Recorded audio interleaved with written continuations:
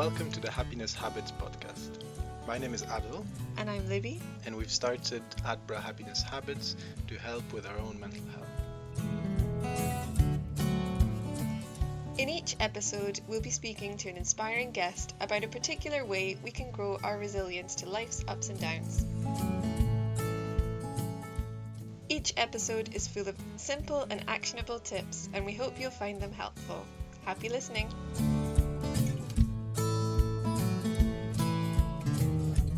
Welcome to episode number 1 of the Happiness Habits podcast. Today I'm chatting with Claire Eastham about social anxiety. Claire is author, award-winning mental health blogger, and she's regarded as one of the biggest mental health bloggers in the UK. She's really, really funny, and I think you'll really enjoy listening to my conversation with her. In this episode, we talk about the difference between being anxious about social situations and having social anxiety. We also talk about some of the things we can do to take care of our mental health as the UK reopens and as we're starting to interact more and more with each other. If you're listening with young children, please note that there are 1 or 2 uses of the F word during this episode, mainly because the title of her new book has that word. But yeah, I will actually say it later on.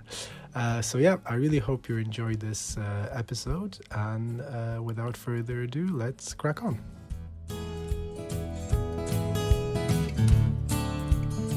Claire, thank you so much for agreeing to chat with me today. Pleasure. Thanks for having me. So some people will be familiar with your blog, We're All Mad Here, and the book with the same title. But for anyone who isn't, do you think you could tell us a little bit about, I guess, your journey and what has led you to where you are now? Sure. So I'm an author and blogger and ambassador for a charity, MQ. My journey started in 2012 when I had a nervous breakdown at work. I was 24, I think. Yeah, 24. And I'd been living with undiagnosed social anxiety for the better part of a decade by that point, which I kind of suppressed and ignored because I didn't know what it was. And on this particular day, I went into a meeting at work and had what I now know was a panic attack.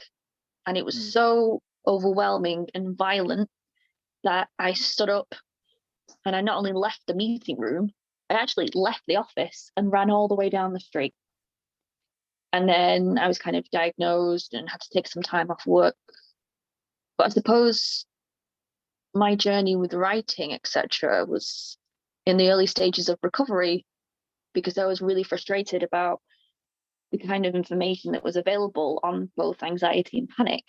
Mm-hmm. You know, not only was it absolutely littered with medical jargon that I didn't understand, but a lot of it was very bleak, you know, and not sort of proactive. So I just started writing about it one day on my blog. I just thought, right, I'm going to try and decode some of this. I'm going to try and write down stuff that's helped me. And things kind of progressed from that, really.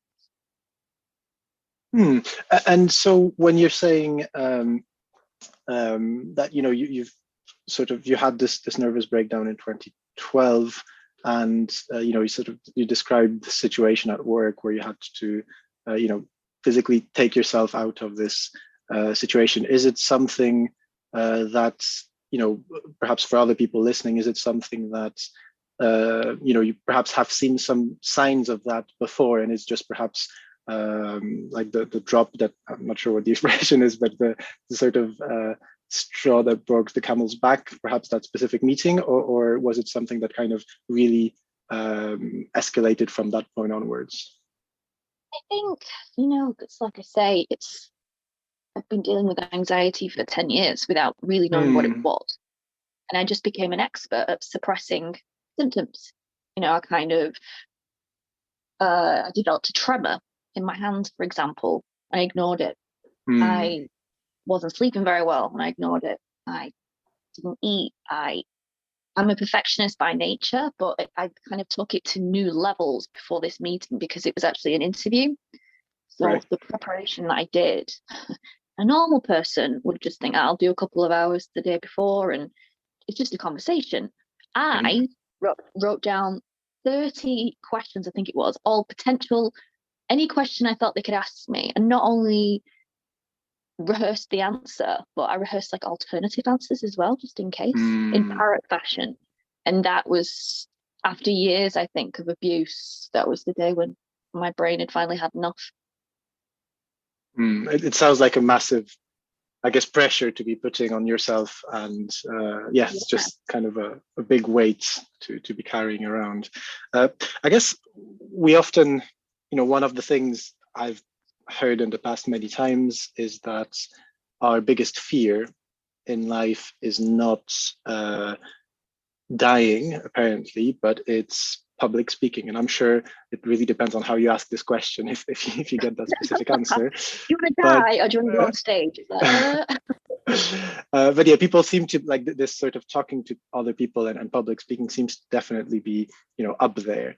And I'm wondering if, because it's something that we all to some extent experience, I'm wondering if perhaps it can lead us, and perhaps this is the royal we, to be a bit dismissive about the fact that social anxiety is a real thing, a real recognized disorder that can be, extremely debilitating. And even I guess from my experience, when there have been times where I've felt, perhaps because of the pressures or expectations around me, that it's just something that I should, when I have these feelings, that it's something that I should power through, and there's no need to be anxious because everyone else gets, stressed about this stuff. And I'm just wondering if you could talk a little bit about specifically social anxiety.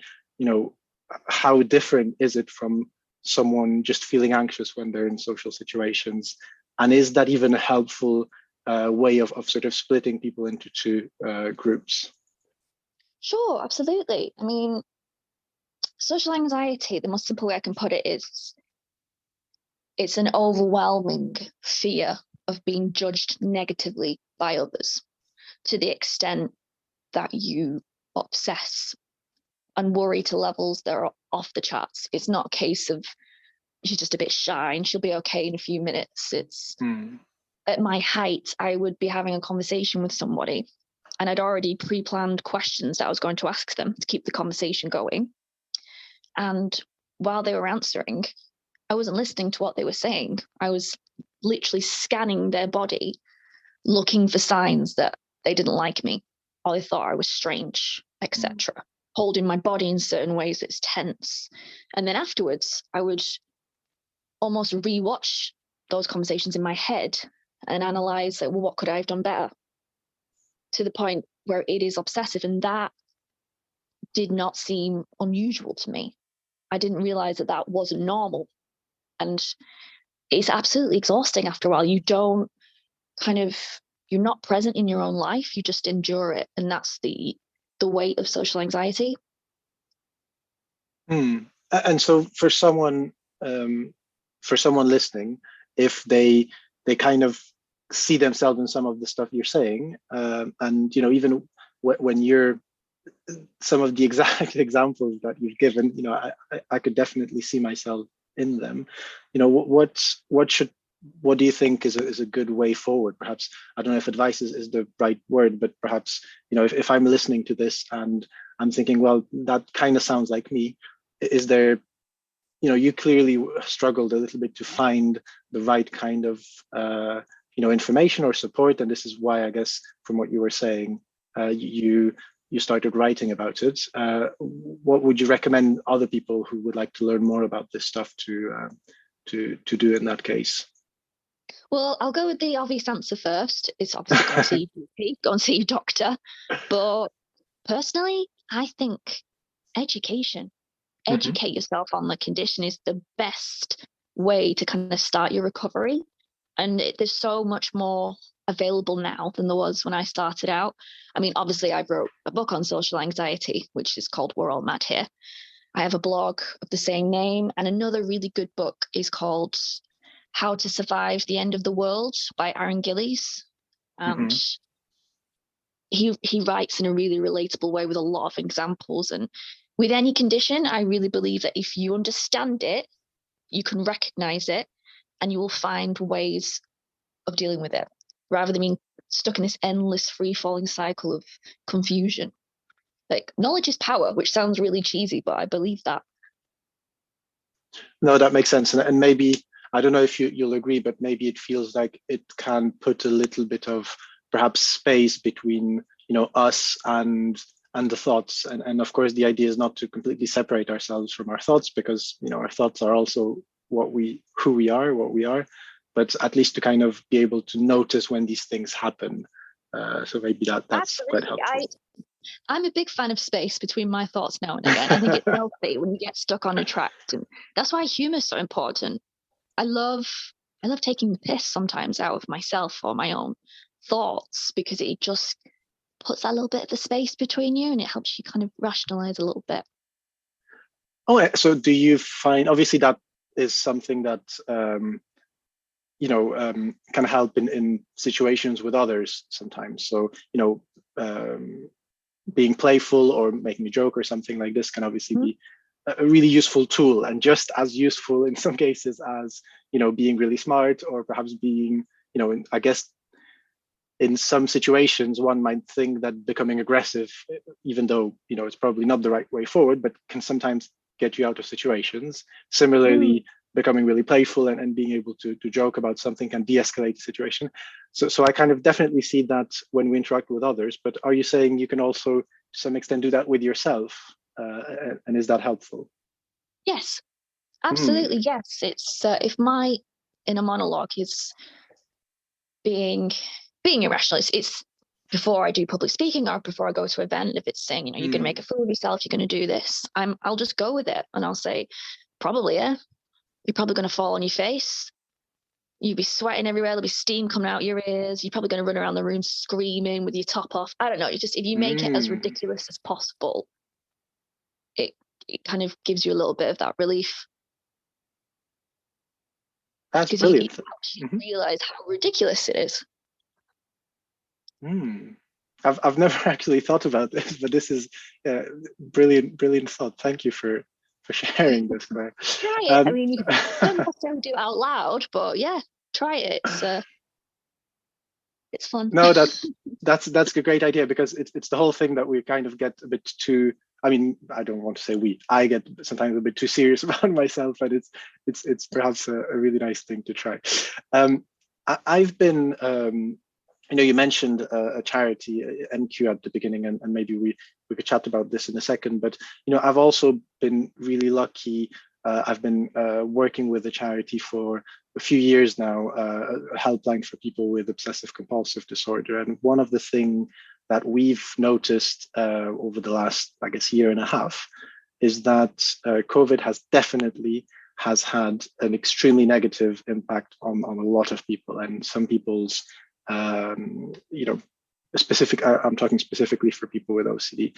But at the same time, the unexpected thing is that sometimes some people, where their OCD was focused on their interactions with others, they're actually a little bit better now, because they don't have to have this interaction, or perhaps they have, it's just not expected from them. And I'm wondering if it's similar for people with social anxiety, and I guess now that the UK is reopening, like, what are the challenges ahead for people, and is there anything that people can try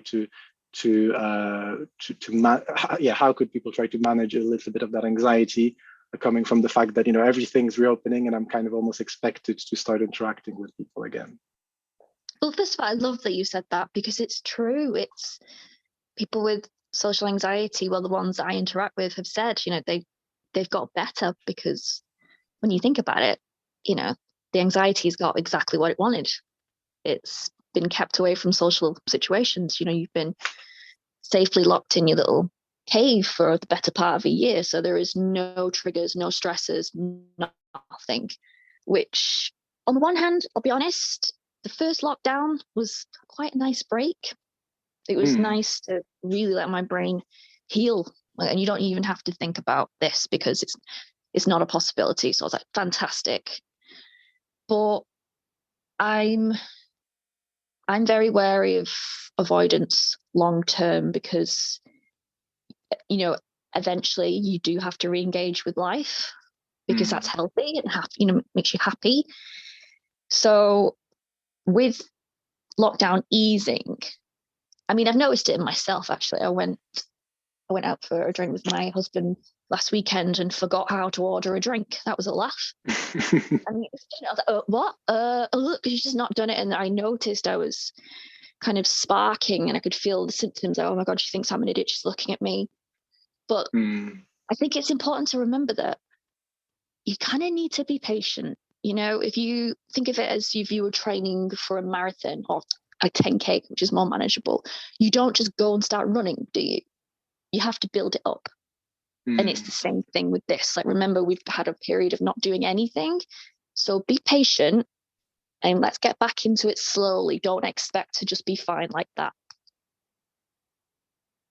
So maybe kind of breaking down these sort of bigger social interaction, I don't know if project is the right word, but sort of, activities into perhaps smaller bits. And also, I think go and see family first, because you might even notice it triggered a bit then. Like last time I went to see my grandma, I was sat on the couch and I suddenly felt a bit on edge because this was foreign. I hadn't been able to do this in so long. And I thought, okay, this is a good way to kind of practice and expose myself a little bit to it before we build up to going back to an office. You've just used the word exposed, expose myself, and I'm not sure, so from previous conversations, I've been thinking about the whole idea of exposure therapy, and I'm not sure whether that can play a role at all in social anxiety, and maybe that's a complete tangent, but I just thought I would no, you've actually touched on my favorite therapy of all time. Right. Yeah, I mean, it's the one that ultimately enabled me to conquer panic attacks, really. It's exposure is because you are literally exposing yourself to situations that are triggering or make you uncomfortable very slowly and in very, very small doses so that you can feel the anxiety or the panic, sit with it rather than running or leaving the situation, and thereby communicating to the amygdala and the brain that everything is fine. We don't need to feel threatened in this situation. It's fine. And that's how you kind of build that up, and it will stop the panic from happening the more you do it. And so the one thing you mentioned in there was, kind of sitting with that anxiety when it happens. And so it sounds like, we try to come up with a scenario where we will feel some of that anxiety, but we're kind of exposing ourselves to some trigger, and then our anxiety will go up when that happens. And I guess the idea is to try to sit with it, but from having tried myself several times, this is the bit where I kind of don't manage to get to the next step. And I'm wondering if, I know it's perhaps a difficult question or a poorly asked question, but like, this is genuinely my roadblock. It's really difficult to get through that. Is it? I mean, I hear you 100%. There's fear is intolerable as an emotion. We don't cope with it very well. Notoriously, it's the reason we flinch when we watch horror films, that kind of thing. It's unpleasant, and it gets to a point where you think, I can't handle this anymore and I have to go. The way I've dealt with it, and there've been 2 occasions over the years when I thought I'm going to bolt, I can't cope, is you kind of have to, I sit and I just talk to myself and I say, you know what this is? It's horrible. It's distressing. You're really frightened, but you know what it is. And you know that as time passes, and sometimes I'll even look at a clock, this is going to end. Because everything does, Christ, if Game of Thrones ends, then panic attacks definitely will. It's everything does. And if you don't manage to do it one time, that's all right. Don't beat yourself up. Maybe we need to start again with something smaller, but you will do it. And it's about trying to, breathing techniques are good too, but ultimately I just think it's just sitting with it and being kind to yourself and saying, you know, it's going to pass. But I know it's so easier said than done. It's like, I really do understand where you're coming from. So I'd say try and continue to be patient with yourself. Thank you for saying this. I mean, I really like your idea of, you know, your comments about the clock, and I haven't really thought about this. You know, I do remember from seeing it somewhere, there's this graph which basically horizontal axis, like horizontal axis is time and vertical axis is your anxiety level. And then the exposure, the idea of it is you basically, you know, your anxiety goes up and then it really slowly sort of slopes down. And I'm kind of thinking that, you know, perhaps trying to actually focus, or perhaps, you know, say, okay, well, I'm going to give myself 5 minutes or 10 minutes just to at least experience some of that beginning of that reduction could be a starting point. So I think that's really, really helpful. Thank you. Oh, good. I have, so yeah, I would like to, if that's okay, just chat a little bit about the book. So we were chatting before we started that we'll probably have to swear a little bit here. So I won't have to swear just yet. So you first have written a really successful book called We're All Mad Here, which is also the title, I guess, of the blog. And then right now, so we're recording this on the 5th of May, and I think we were saying tomorrow is when your book, Fuck, I Think I'm Dying, is available to people. I'm proud of myself. Could you, could you talk a little bit about, I guess, the story behind the book, but also, you know, I kind of understand that titles, you know, they obviously need to attract people's attention, etc. But I almost feel like, you know, there's perhaps a parallel, and you'll tell me if I'm making this up, but a parallel with what we're actually thinking and sort of level of stress that's happening in our heads. So is that sort of one of the reasons why you decided to give it such a strong title? I mean, I didn't actually name it, if you can believe that. It was my editor. Okay. It's I was like, are you sure? Like, are the BBC going to let me on with a title like that? But she's adamant, and I trust her. She says that is it's almost a violent reaction to, and it's authentic, and that's what I thought. And I think people don't say, you know, when they feel threatened, like, oh, bother, I think I'm in danger. You know, we do say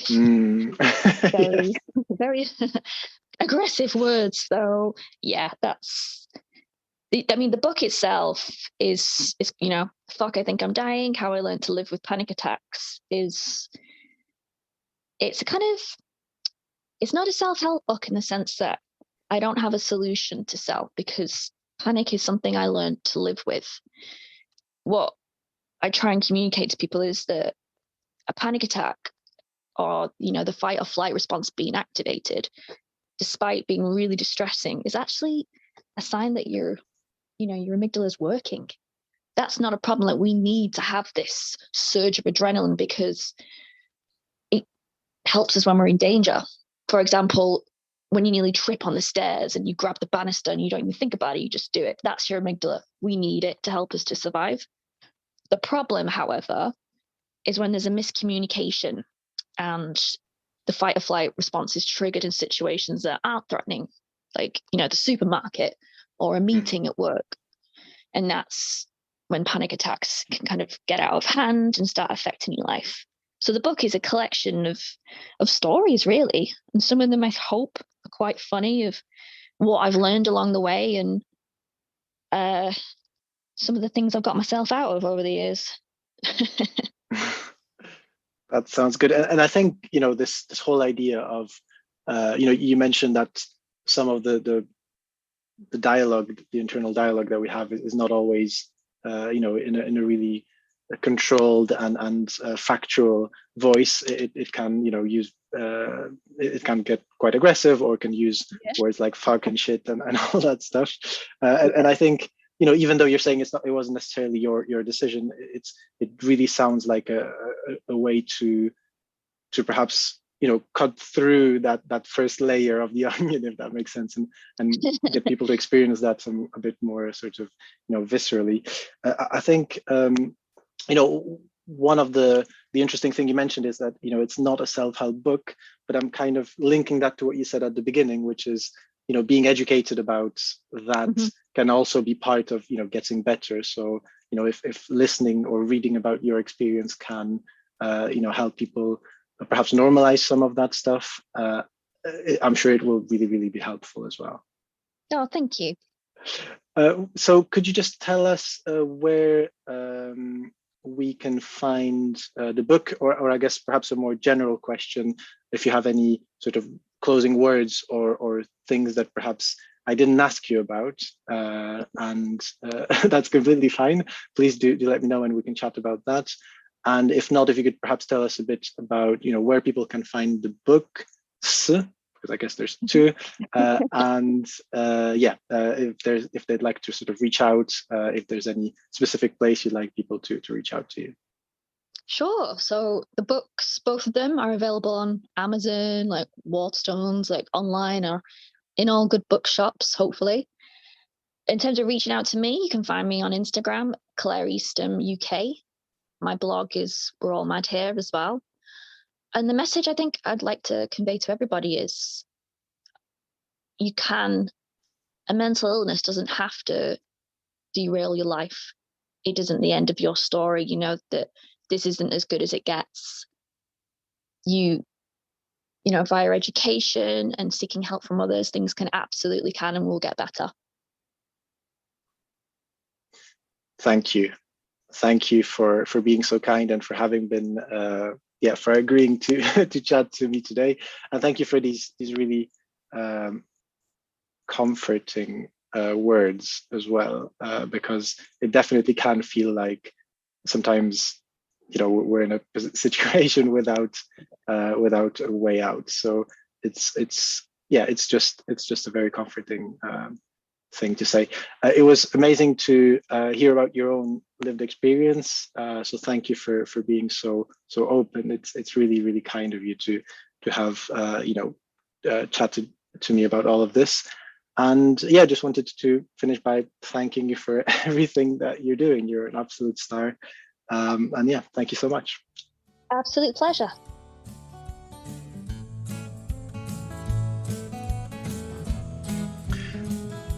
Thank you for listening to this episode of the Happiness Habits podcast by Adbra.